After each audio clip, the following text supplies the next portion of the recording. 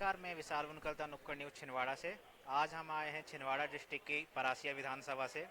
जैसा कि आप सभी जानते हैं कि मध्य प्रदेश में सारे प्रत्याशियों ने अपना नामांकन फॉर्म भर दिया है। उसमें कुछ प्रत्याशियों के नामांकन फॉर्म में आपत्ति लगाई गई है। परासिया विधानसभा से भाजपा के प्रत्याशी ज्योति डेहरिया तथा कांग्रेस से सोहन वाल्मीकि ने अपना नामांकन पेश किया है, जिसमें भाजपा के जो प्रत्याशी हैं ज्योति डेहरिया जी, उनके नामांकन फॉर्म में कुछ आपत्तियां लगाई गई है। आइए उसके विषय में डिटेल में जानकारी लेते हैं।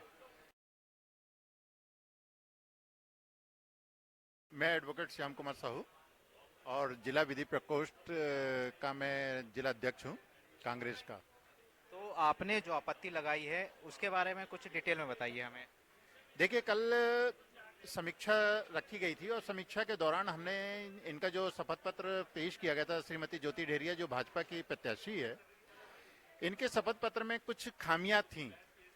जैसे कि उन्होंने पैन कार्ड का नंबर उसमें डाला था और राज्य निर्वाचन आयोग ने बहुत स्पष्ट रूप से ये मांग किया था कि आपको 5 साल की जो है उसमें आपको आयकर रिटर्न आपको देनी है, आपका भी देना है, आपके पति का देना है और आपके परिवार में जो आपके आश्रित हैं या आपके जो कुटुंब में आपके साथ जो रहते हैं उनका सही। आप हमारा ये कहना था उसमें कि भाई आपने जो इनकम अपनी जो बताई हुई है तो उसमें इन्होंने अपने आप को गृहिणी बताया था। फॉर्म में अपने जो शपथ पत्र पेश किया उसमें इन्होंने अपने आप को गृहिणी बताया और यहाँ इनको आय का साधन जो बताना था उसमें इन्होंने वहां पे इन्होंने गृहिणी लिखा। एक गृहिणी के पास 3 लाख रुपए नगद होना अपने आप में इस बात का वो संकेत देता है कि उनके पास इनकम से उनके पास जो है आय से ज्यादा उनके पास है और इस चुनाव में वो भ्रष्टाचार का साधन उपयोग करना चाहते थे।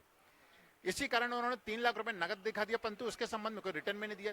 मेरा ये कहना है कि आयकर विभाग के उसमें अगर आपने पैन कार्ड धारण किया है तो आपका भले आपके पास इनकम इतनी नहीं है कि आपको इनकम टैक्स देना हो, परंतु आपको रिटर्न भरना पड़ेगा। भले आपका जीरो का ही आपको रिटर्न देना है तो आपको रिटर्न भरना पड़ेगा। तो एक आपत्ति हमारी ये भी थी कि आपने रिटर्न नहीं भरा है और जो आपको भरना था और आपके लिए अनिवार्य था।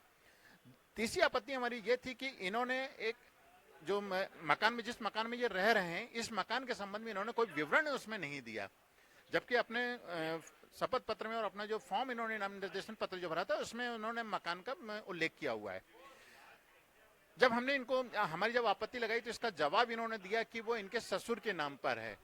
तो निश्चित रूप से ससुर के नाम पे इन्होंने जो बताया तो ससुर की जो संपत्ति है वो इनके पति को प्राप्त होनी है, तो इसका भी विवरण इनको देना चाहिए था कि जो आवास का भवन है वो किस जगह पर स्थित है और किस खसे नंबर पे वो बना हुआ और कितने बाई कितने पर वो बना हुआ है, ये डिटेल भी इनको देनी चाहिए थी। ये इन्होंने नहीं दिया। अपने जवाब में इस बात का स्वीकार किया इन्होंने। एक और इन्होंने अपने जवाब में ये स्वीकार किया कि जो ससुर के नाम पर मकान है उसमें मुख्यमंत्री आवास योजना के अंतर्गत लोन है। मैं माननीय निर्वाचन अधिकारी महोदय से ये कहना चाहता हूं कि उन्होंने कैसे इस चीज को अनदेखा किया, क्योंकि हिंदुस्तान के अंदर मुख्यमंत्री आवास योजना के नाम पे कोई लोन आज तक किसी को स्वीकृत नहीं हुआ। तो इनने कैसे उस चीज को अनदेखा कर दिया कि मुख्यमंत्री आवास योजना के अंतर्गत लोन के आधार पर वो मकान बनाए। और मकान अगर आप एक्सेप्ट कर रहे हैं अपने जवाब दावा में कि लोन से बना है तो वो लोन आपको दिखाना चाहिए था अपने ससुर के कॉलम में, अपने कुटुंब के कॉलम में। वो भी इन्होंने उसको छुपाया और उस चीज का इन्होंने जानकारी नहीं दिया। ऐसे में तो भी शपथ पत्र का कोई औचित्य ही नहीं रह जाता। तीसरी हमारी ये हमारा ये तीसरी आपत्ति हमारी ये थी कि इनका जो मकान है जिसमें ये निवास कर रही है ये वन भूमि पर, सरकारी भूमि पर ये बना हुआ है, तो इसकी भी इनको डिटेल अपनी देनी चाहिए थी। चौथी आपत्ति हमारी ये थी कि इन्होंने जो जेवर का जो विश्लेषण उसमें दिया, इन्होंने 100 ग्राम सोना दिया। आज की तारीख में 100 ग्राम सोना जो है आप मार्केट में चले जाएंगे, रेट अगर आप पता करेंगे तो 65,000 रुपये तोला है। तो 100 ग्राम का जो सीधा सीधा 6,50,000 रुपये तो ये हो जाता है। और 1 किलो चांदी का इन्होंने अपने खाते में दिया है, तो 1 किलो चांदी 73-74 रुपए की 1 किलो चांदी है।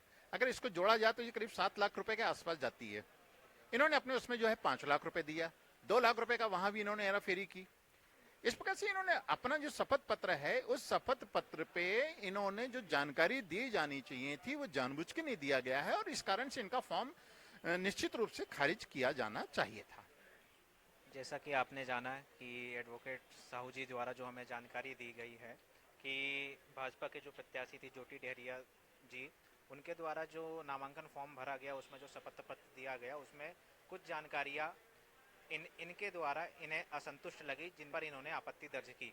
तो इस आपत्ति पे जो निर्वाचन अधिकारी है या जो संस्था है उनका क्या जवाब आया है?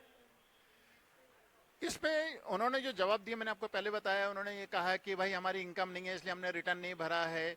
उन्होंने ये कहा कि आवास जो है वो ससुर के नाम पर है इसलिए हमने उसका उल्लेख नहीं किया है। पति के संबंध में ये बताया कि वो सरकारी लोकायुक्त में सरकारी कर्मचारी है इसलिए उसकी इनकम, ये उन्होंने बताया। ये सब जानकारी तो आवेदनकर्ता के द्वारा दी गई है, जवाब उनके ज्योति डेरिया की ओर ज्योति से जवाब डेरिया जी के द्वारा ये जवाब पेश किया। इसमें जो अधिकारी वर्ग हैं जिनके अंडर में ये मामला चल रहा है, उन्होंने इस पर क्या कहा है? देखिए, इस पे जवाब की कॉपी, पहली बात तो यह है कि मैं इसमें एक बात बहुत स्पष्ट रूप से कहना चाहता हूं कि जो यहाँ पर जो निर्वाचन अधिकारी है या जो है ये दबाव में काम कर रहे हैं। जनरली होना ये चाहिए था कि अगर हमारी आपत्ति है और उनका कोई जवाब आया है तो हमको उनको ये इस चीज को बताने और समझाने के लिए हमको समय देना चाहिए था कि आप अपनी बात को जहां स्पष्ट कीजिए, और उनको भी ये कहना था कि आपने जो जवाब दिया आप अपना स्पष्ट कीजिए। आप कहना चाह रहे हैं कि सवाल जवाब करना था? हाँ, आर्गुमेंट के लिए कि भाई हमने जो आपत्ति लगाई उसका हमारा वेश क्या था और किस आधार पे हमने वो किया हुआ है, और इनका जो जवाब आया उसमें क्या कमियां हैं उसको देखने के लिए इनको वो करना था, परंतु इन्होंने ऐसा नहीं किया। इन्होंने जो उसमें निर्णय लिया है, उन्होंने ये कहा है कि निर्वाचन आयोग के निर्देश के अनुसार जो है मुझे शपथ पत्र की जांच करने का मुझे अधिकार नहीं है, इसलिए शपथ पत्र में की गई जो भी त्रुटि है या भूल है उसको मैं स्वीकार नहीं करता हूं। उसको मैं वो करते हुए मैं उनका निर्वाचन का जो नाम निर्देशन पत्र है उसको उन्होंने स्वीकार कर लिया। आप कहना चाह रहे हैं कि आप उनके इस जवाब से संतुष्ट नहीं है? बिल्कुल कहीं से कहीं नहीं है। ये सब जो है ये भाजपा की सरकार है वर्तमान में, और इसी भाजपा के सरकार के उसमें होने के कारण जो है ये दबाव में काम कर रहे हैं। निष्पक्ष होके अगर ये करते तो उसमें देखिए, मेरा ये कहना है कि अगर आपको शपथ पत्र की जांच करने का अधिकार नहीं है, आप मानते हैं कि निर्वाचन आयोग का कहना है कि आप शपथ पत्र की जांच नहीं करेंगे, तो मेरा ये कहना है कि भाई जब आपको शपथ पत्र की जांच करने का अधिकार नहीं है तो फिर आपको नाम निर्देशन पत्र के साथ शपथ पत्र लेने का भी अधिकार नहीं है। फिर आप क्यों लेते हैं? ये ला पॉइंट है, कानूनी मुद्दा है ये। आप कहना चाह रहे हैं कि वर्तमान में जो मध्य प्रदेश में डबल इंजन की सरकार या कहे केंद्र में भाजपा की सरकार है, स्टेट में भाजपा, उसका इनको फायदा मिल रहा है प्रत्याशी को उसी का फायदा मिला हुआ है, और उन्हीं के दबाव में आकर जो है निर्वाचन अधिकारी ने जो है उसको हमारा आपत्तियों को खारिज किया है जो गलत है, और इसके खिलाफ हम लोग निश्चित रूप से आगे अभी हम कार्रवाई कर रहे हैं। अगर भाजपा प्रत्याशी की जगह और कोई प्रत्याशी होता जो इस प्रकार की जानकारी देता तो उस समय इनका निर्णय क्या रहता? इसमें कुछ कहना चाहेंगे आप? देखिए, इन्होंने तो जिस हिसाब से जो निर्णय दिया है वो उसमें भी वो चीज वो ये कहते ही है, परंतु मेरा से उसमें ये है, मेरा विधि का एक जो क्वेश्चन उसमें वो होता है कि अगर निर्वाचन आयोग ने इनको ये निर्देश दे रखा है कि आपको शपथ पत्र की जांच नहीं करनी, तो आपको शपथ पत्र लेने का भी आपको अधिकार नहीं है। आप अपना खाली नाम निर्देशन पत्र लीजिए और अपना वो काम कराना चाहिए था। फिर ये कॉलम आपका खाली नहीं रहना चाहिए, सारे कॉलम में पे आप ये लिखिए, इसमें ये लिखिए, ऐसा करिए, ये सब कराने की आवश्यकता क्या है? अगर कोई झूठी अगर वो दे रहा है तो आपको उसको सत्यता को जांच करते हुए उसका फॉर्म निरस्त करना चाहिए। ठीक है। जैसा कि हमने जाना, भाजपा की जो प्रत्याशी थी ज्योति डेहरिया जी, उनके द्वारा जो नामांकन फॉर्म दिया गया उसमें जो हमारे एडवोकेट साहू जी है उन्होंने अपने अकॉर्डिंग कुछ आपत्ति लगाई, जिसका जो जवाब आया है निर्वाचन अधिकारी से उनसे वह संतुष्ट नहीं है और वह आगे इस विषय पर फिर से चर्चा करेंगे। इसी के साथ हम और जानकारी आप तक पहुंचाते रहेंगे। धन्यवाद।